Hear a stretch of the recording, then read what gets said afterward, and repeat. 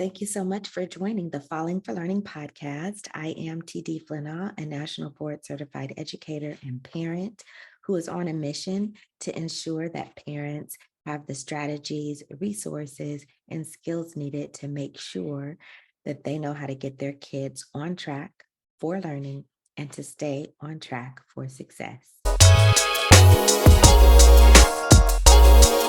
Hi, thank you so much for joining us today. We have Mark Gozonsky, and he is a veteran educator and a writer, and he's going to give some information and insight as a parent and educator about how to make sure that students are falling in love with learning. Wow, I'm gonna do that. Can't wait. I can't wait to find out how we're gonna do that. So go ahead and give us an overview of like your career and what you're doing now. Sure. So I'm a retired teacher. I taught for 20 years, about 10 of them as a elementary school teacher, and then 10 as a high school English teacher. And I retired a year ago, and you and I were just doing an impromptu celebration of my feelings about how I feel about not going back to school this year. And I'll recreate that moment for you right now. It went a little something like this. To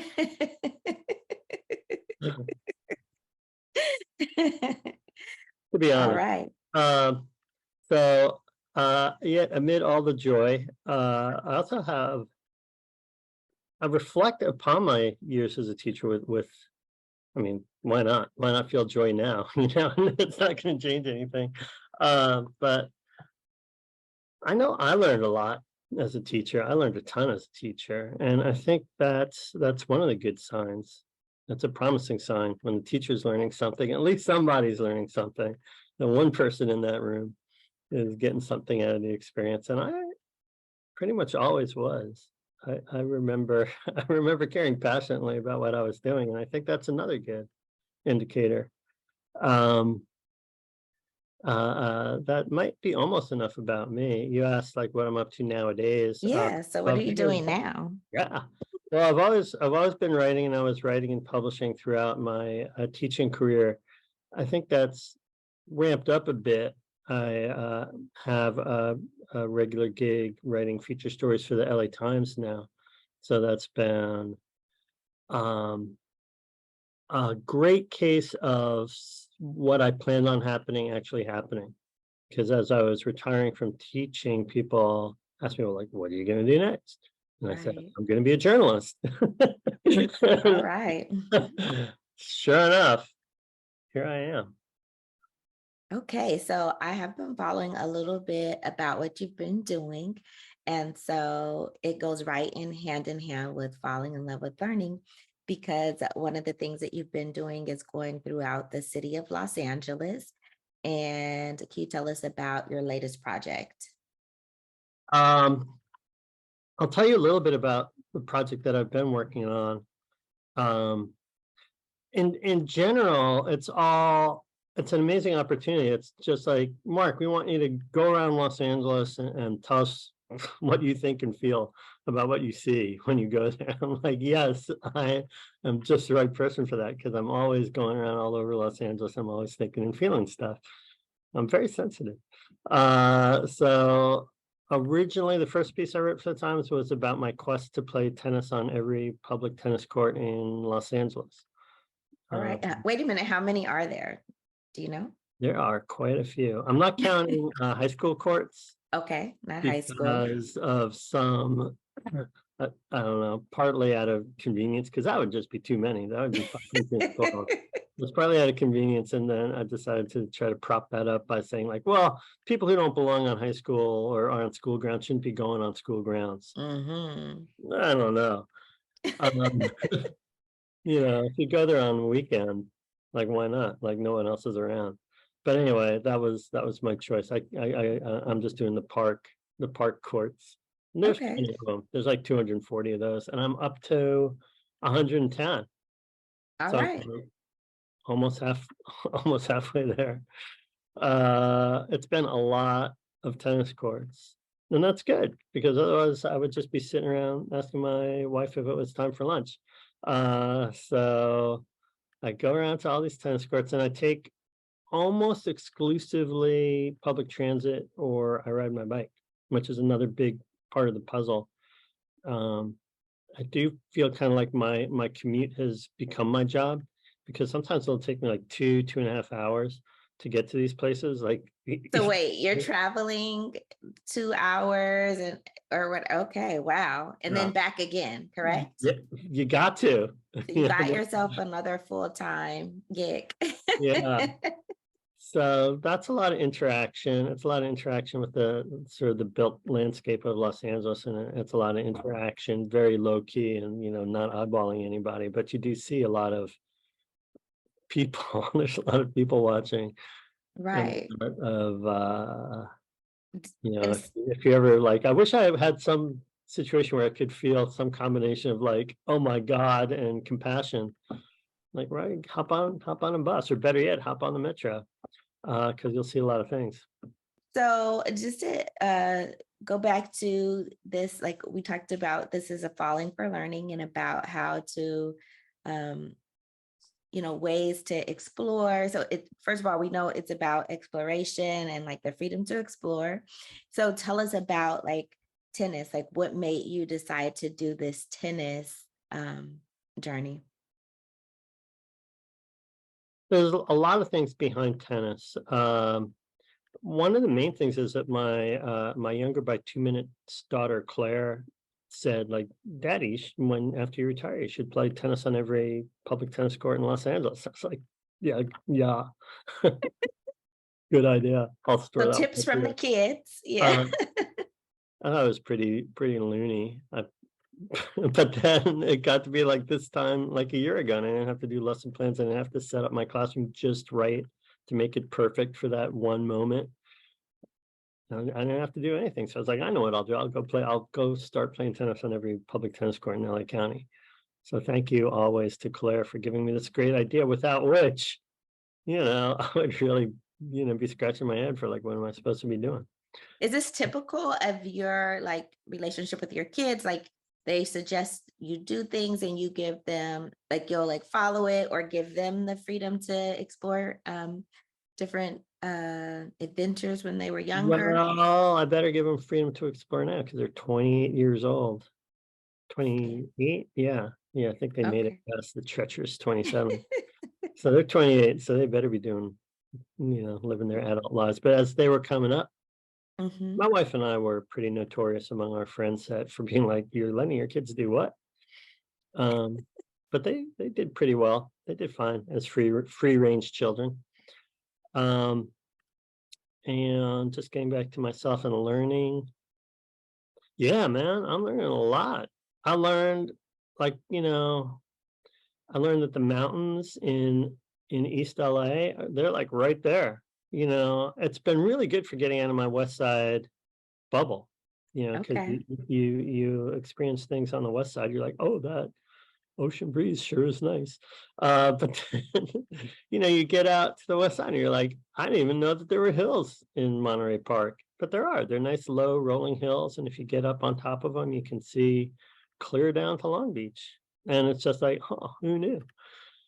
Um, I don't know, just all these places where all these people live, like millions of people live in, Covina and West Covina. You got people living down there in Long Beach. I discovered Long Beach is part of LA County. Did you know that? Okay. Yes, Did you I know you did. did know that? Okay, I didn't know. Absolutely. So yeah, I grew up in Pomona. So I think it's Oh, like the first, no, sorry, that is. I did not grow up in Pomona. I was born in Pomona. So you got to be clear about that. Born in Pomona. So I know like the county boundaries. I'm like, that's the end of I that county. played That's I the played end in of Claremont. I'm sorry to talk over you, but I'm gonna anyway. I played in I go played for in it. Claremont. That's the furthest east I've been. Yes, yes. So that one, Pomona is not as quite as far as Claremont. That's the one. Yes, yes, yes, yes. Um, yep. So I do know. So so you're doing the LA County. I know you're writing for the Los Angeles Times and you're doing LA County. So I didn't know. Because what I are you was gonna thinking, do? What are you gonna leave out Pasadena, you're gonna leave out Compton? I don't think so. So You the gotta whole county. So yeah. that's great. So we have 110 that you've gotten to so far. How many more do you anticipate doing? I asked my wife if I had to do them all. She said, "You better." She's gonna hold you to your word. Okay. All right. So it sounds like so just taking it back to our parents and falling in love with learning, we have exploration and it's very low cost, right? So maybe your Yeah. kids may not, like the parents listening, maybe their kids aren't going to do the tennis courts, but it might be another part of their city or their town that they'll find everything or they'll just search different places. And that could be a way to explore and fall in love with learning. I would put a Uh, plug that- in. I would put in a plug for like a park in okay. a part town that's not like your the park your go-to park. Another park that's not part outside of Yeah. your area. That's a good Just idea. Yeah.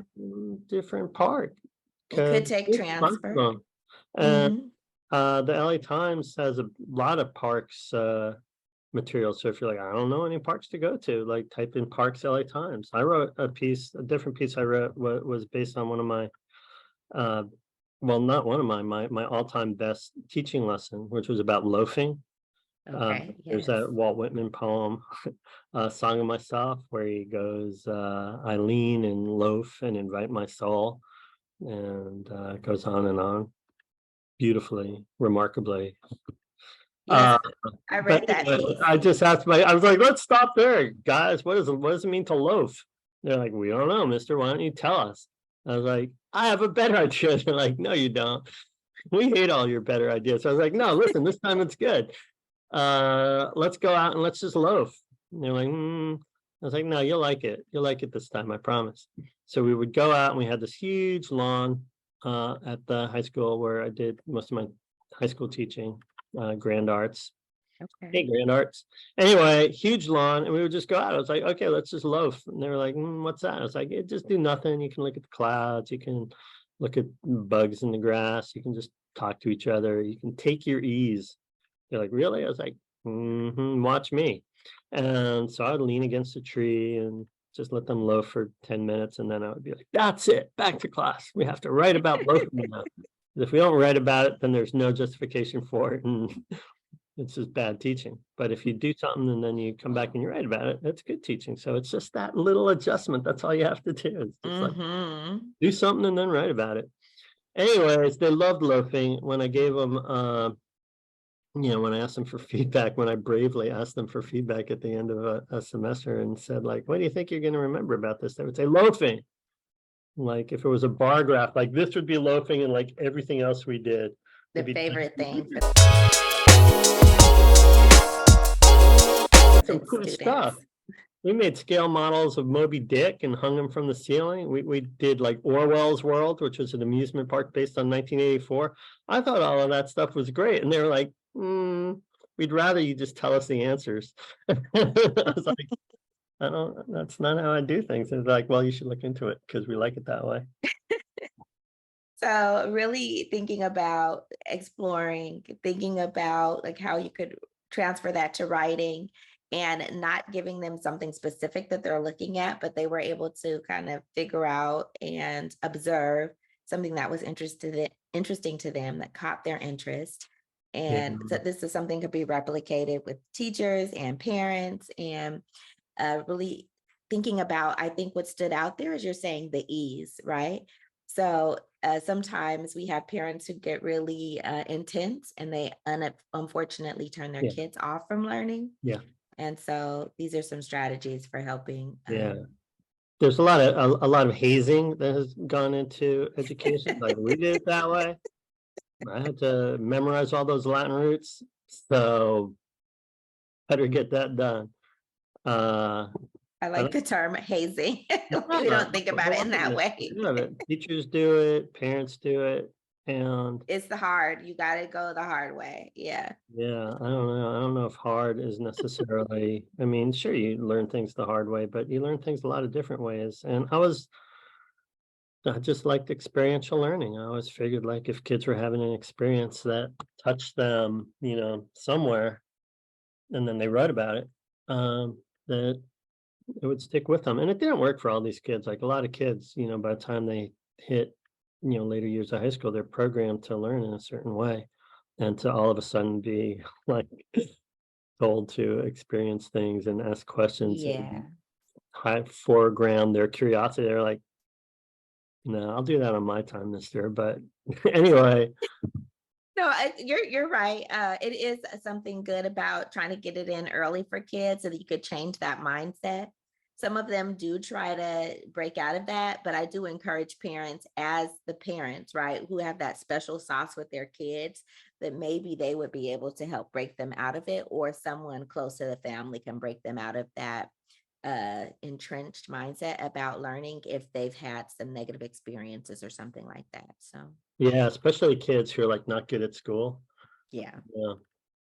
But all of them, like even the kids who are good at school, they're all playing a game, and there's so much like adult pleasing that goes into being a good student. Like you really have to Very run the true. gauntlet of all these personalities.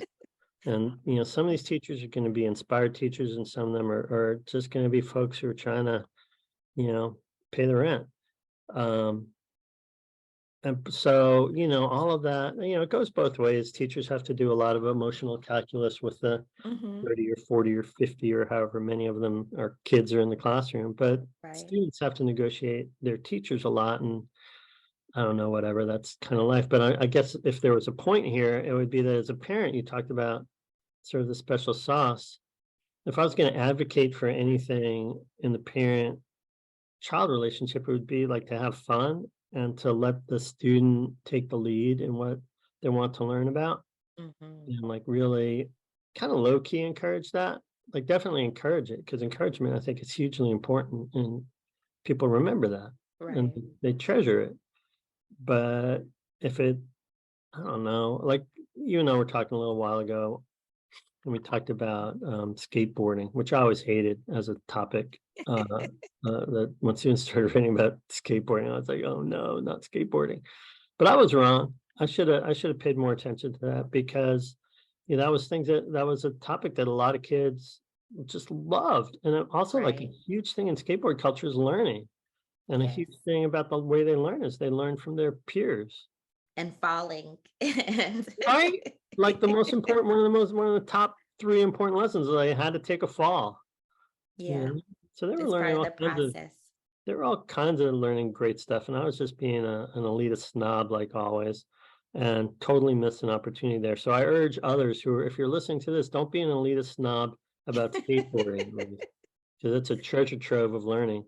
Yeah, it's something that we have to remember as teachers, especially the longer that we teach, and then maybe even as true for parents as well, is that they have a youth culture, right? Especially parents, of course. As teachers, we take like culturally responsive. We learn about this different thing, but of course, your parents, you provide the culture, right? But Yeah, you one thing you can't touch, that you have to remember, is that youth culture, and yeah, and try not to put it down. Like, try to embrace what you can about it and help them, you know, yeah, yeah. So it's like sometimes we make a big disconnect because we really put down what different elements of their youth culture.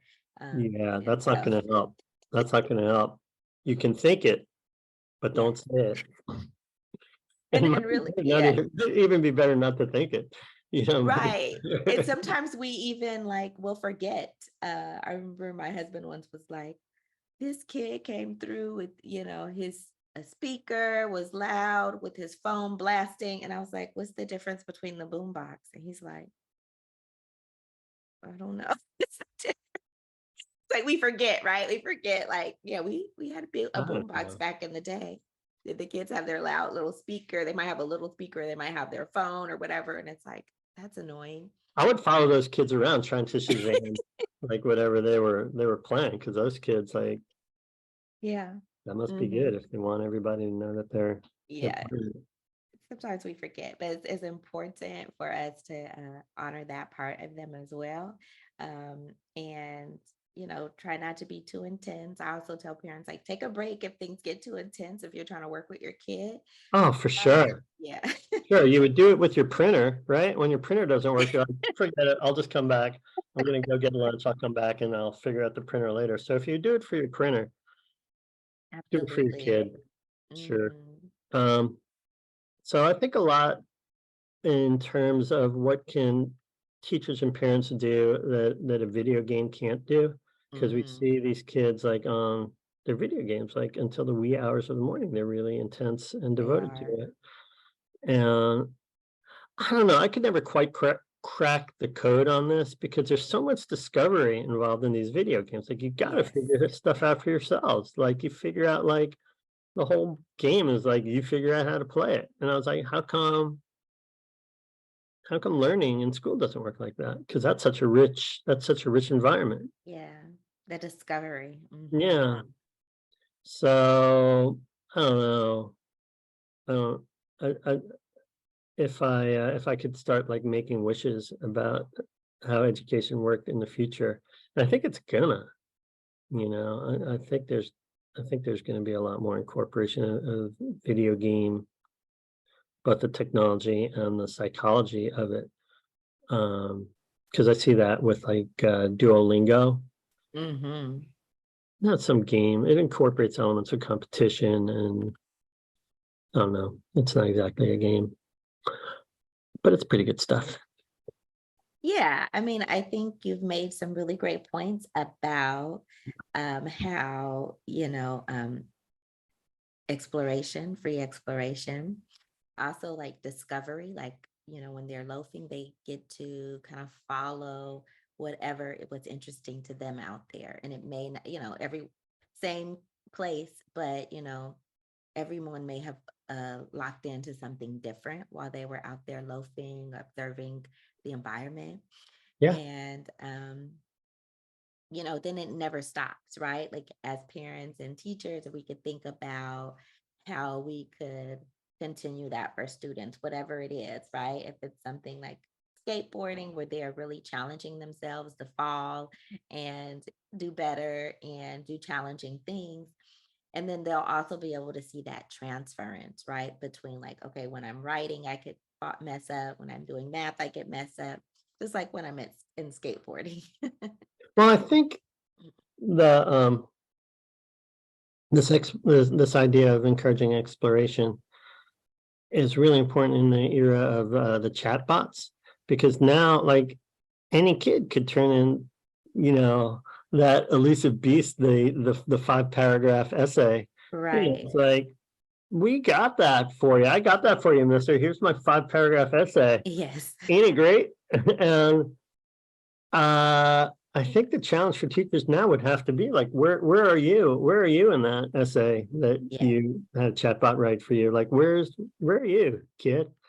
And like that would be, I would have like a giant rubber stamp, and I would just say, "Where are you?" and have them, give them an A. Because what are you going to do? Like, not give them an A for the first draft? I give them an A for the first draft, and then say, "Okay, I want you to write a second draft, and I want you to talk about like, where are you in this?" You Yeah. know? Personal experience. Yeah. Yeah, Personal voice, those kind of yeah. words that you use in the way that you phrase. Yeah. It makes sense. So what's coming? Do you have a project that's coming after um your tennis, or you're just What do you? the What do you? tennis right What now? I was going to ask you. What should I do? Hmm. What would you do if you were me? What would come after tennis? Well, I think the railway, like the LA, the our metro. I know you have people listening across the country, and even people in different countries. But the Los Angeles's trains or rail system, our metro. I don't even know what the term is. It's not a That's yeah. subway, but I guess it does go I know underground. it's I hard. Anyway, our train Gotcha though. system. Trains. Our train transit system is fairly new or being developed a little bit more. I guess there's some old parts with it being developed to go throughout the city. So I would say, travel it and see where it can take you. Like I know I've taken it to like the Hollywood Bowl or whatever, like close to it. So yeah, stuff like that. Like I where like can that. you go? Push it to the limits. See where it goes. Some parts of crumbling. If you try to take the Amtrak down to San Diego, you're like, good luck, because you're going to go over a cliff. It used to be a beach. Now Mm, it's a cliff. Sorry So about that. yeah, You might they're wanna working direct on it it. to me. Uh, They've been working I on it. did Yeah. Mhm. Yeah, I think I'm gonna I was thinking of like crowdsourcing. I literally this morning, I was like, maybe you should just crowdsource the rest of August into September. Just like ask your friends, like, I got about a month of free time. What do you think I should do? Do you think I should do that? Or do you think that would be people would look at that and be like, Mark needs help? I think people would be interested in following your learning, your journey. And I was saying your learning, it is your learning journey, but it's also your writing journey, All right. right? All right. And so where can people find you on social media? And we can link some of your stories as well. That would be great. Well, Gozonsky.com, it's just spelled the way it sounds. Okay. So Gozonsky.com, that's like the HQ, like most of Okay. my links are right there. And it's just me, my name on Instagram if you want to see me banging away on the drums or whatever, holding up things that I've grown in my garden. All right. Sounds good. We will link it in there for you. You can find him in the links for his Great. articles as well as his social medias. It's been great talking to you. Likewise. Thank you so much for having me. All right. Have a great day. You too. Bye. Bye.